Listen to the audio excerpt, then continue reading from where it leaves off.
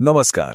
ଆସନ୍ତୁ ଆଜି ଏକ ଏମିତି ରହସ୍ୟ ଭିତରକୁ ଯିବା ଯାହା ଚିଲିକାର ଗଭୀର ପାଣିରେ ଶହ ଶହ ବର୍ଷ ଧରି ଲୁଚି ରହିଛି। ଏହା ଏକ ଏମିତି କାହାଣୀ ଯାହା ବିଶ୍ୱାସ ଏବଂ ଭୟର ଏକ ସରୁ ସୀମାରେଖାରେ ଝୁଲୁଛି। କଥାରେ ଅଛି ନା, କିଛି ସ୍ଥାନ କେବଳ ମାଟି ପଥରରେ ତିଆରି ହୁଏନି, ସେଗୁଡ଼ିକ ବିଶ୍ୱାସରେ ଗଢ଼ା ହୁଏ। ଆଉ କିଛି ସ୍ଥାନ ଲୁହରେ ଗଢ଼ା ହୁଏ। ଆଜି ଆମେ ସେମିତି ଗୋଟିଏ ସ୍ଥାନର କଥା କହିବା। ଆମେ କଥା ହେଉଛେ ଓଡ଼ିଶାର ଗର୍ବ ଚିଲିକା ବିଷୟରେ। କିନ୍ତୁ ଏହାର ଅପରୂପ ସୌନ୍ଦର୍ଯ୍ୟ ଭିତରେ ଲୁଚି ରହିଛି ଏମିତି ଗୋଟିଏ ନାଁ ଯାହାକୁ ଶୁଣିଲେ ଆଜି ବି ସେଠାକାର ନାଉରିଆମାନେ ଭୟ ଆଉ ଭକ୍ତିରେ ହାତ ଯୋଡ଼ନ୍ତି। ସେ ନାଁଟା ହେଲା କାଳିଜାଇ।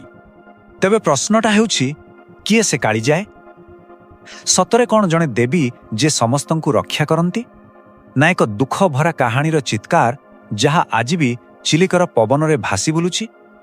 ସେଠିକାର ଜଣେ ବୟସ୍କ ନାଉରିଆ କାହ୍ନୁ ଭାଇ କଥାଟାକୁ ବହୁତ ସୁନ୍ଦର ଭାବେ କହିଲେ। ସେ କହନ୍ତି, ଏ ରହସ୍ୟକୁ ବୁଝିବାକୁ ହେଲେ ପ୍ରଶ୍ନ ପଚାରିଲେ ଚଳିବନି, ଏହାକୁ ଅନୁଭବ କରିବାକୁ ପଡ଼ିବ। କାରଣ ଚିଲିକା ଖାଲି ପାଣି ନୁହେଁ, ଏହା ହେଉଛି ସ୍ମୃତିର ଏକ ସମୁଦ୍ର। ଚାଲନ୍ତୁ ଏ ରହସ୍ୟର ମୂଳ କଥାକୁ ଯିବା, ଯେଉଁଠୁ ଏ କାହାଣୀର ଆରମ୍ଭ, ସେହି କିମ୍ବଦନ୍ତୀ ଯାହା ପିଢ଼ି ପରେ ପିଢ଼ି ଲୋକଙ୍କ ମୁହଁରେ ଆଜି ବି ବଞ୍ଚି ରହିଛି। କଥାଟା ହେଲା ବହୁତ ବର୍ଷ ତଳର। ଯାଇ ବୋଲି ଗୋଟେ ନବବଧୂ, ଆଖିରେ ତାର କେତେ ନୂଆ ସ୍ୱପ୍ନ, ଡଙ୍ଗାରେ ବସି ବାପାଙ୍କ ସାଙ୍ଗରେ ଯାଉଥାଏ ନିଜ ଶାଶୁଘର ପାରିକୁଦ। କିନ୍ତୁ କିଏ ଜାଣିଥିଲା ଚିଲିକାର ମନରେ କ'ଣ ଥିଲା? ଦେଖୁ ଦେଖୁ ଆକାଶଟା ପୁରା କଳା ପଡ଼ିଗଲା, ଆଉ ଏମିତି ଝଡ଼ ଆସିଲା ଯେ ଡଙ୍ଗାଟା ମଝି ଦରିଆରେ ଉଲ୍ଟି ପଡ଼ିଲା। ବାପା ଆଉ ବାକି ସମସ୍ତେ ତ କେମିତି କରି କୂଳରେ ଲାଗିଗଲେ, କିନ୍ତୁ ଯାଇ ସେହି ଚିଲିକାର ଗଭୀର ପାଣିରେ କୁଆଡ଼େ ମିଶିଗଲା। ଯେମିତି ଚିଲିକା ତାକୁ ନିଜ ଭିତରେ ସବୁଦିନ ପାଇଁ ଲୁଚେଇ ଦେଲା। ଏ କାହାଣୀ ଶୁଣିଲେ ତ ଦେହ ଶୀତେଇ ଯାଉଛି, କିନ୍ତୁ କଥାଟା ଏତିକିରେ ସରେନି। ଆସନ୍ତୁ ଦେଖିବା ଇତିହାସ ଆଉ ସାହିତ୍ୟ ଏ ବିଷୟରେ କ'ଣ କହୁଛି, କାରଣ ଏଇଠି ହିଁ ରହସ୍ୟଟା ଆହୁରି ଜଟିଳ ହେଇଯାଏ। ଦେଖନ୍ତୁ, ମୁଖ୍ୟତଃ ତିନିଟା କଥା ସାମ୍ନାକୁ ଆସେ। ପ୍ରଥମତଃ ସେହି ଲୋକ କଥା ଯାହା ଆମେ ଏବେ ଶୁଣିଲେ।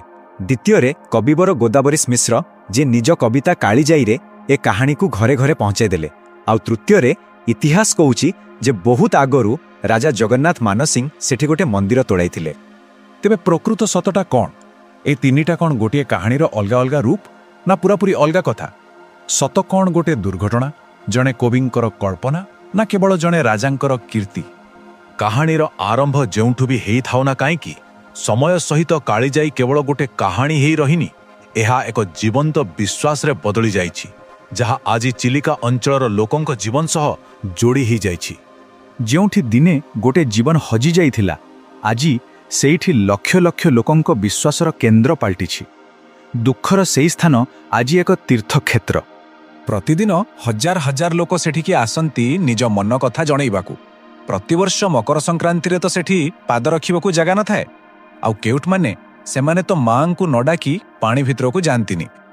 ମନ୍ଦିରର ମୁଖ୍ୟ ପୂଜାରୀଙ୍କୁ ପଚାରିଲେ ସେ କୁହନ୍ତି, ମା କାଳିଜାଇ ଖାଲି ପଥର ମୂର୍ତ୍ତି ନୁହନ୍ତି, ସେ ହେଉଛନ୍ତି ଚିଲିକାର ପ୍ରାଣ। ତାଙ୍କର କ୍ରୋଧ ଯେତିକି, ତାଠୁ କେଇ ଗୁଣ ଅଧିକ ତାଙ୍କର କରୁଣା।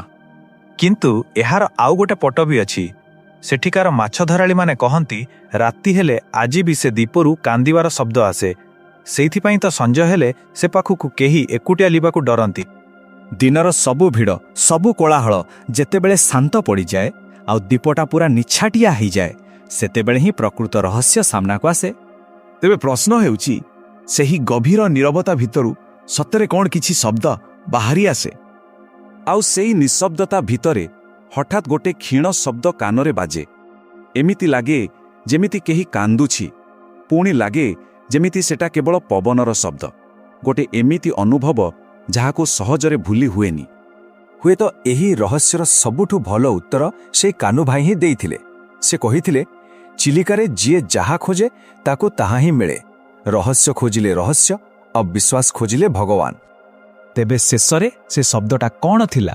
ପବନର ସୁସୁ ଶବ୍ଦ, ନା ଶହ ଶହ ବର୍ଷ ତଳର କୌଣସି ଦୁଃଖର ପ୍ରତିଧ୍ୱନି? ଏ ପ୍ରଶ୍ନର ଉତ୍ତର ବୋଧହୁଏ କାହା ପାଖରେ ନାହିଁ, ଆଉ ହୁଏତ ରହିବା ବି କଥା ନୁହେଁ। କାରଣ କିଛି କାହାଣୀ ବୋଧେ ସେତେବେଳେ ଅଧିକ ସତ ଲାଗେ ଯେତେବେଳେ ତାହା ରହସ୍ୟ ହୋଇ ରହିଯାଏ।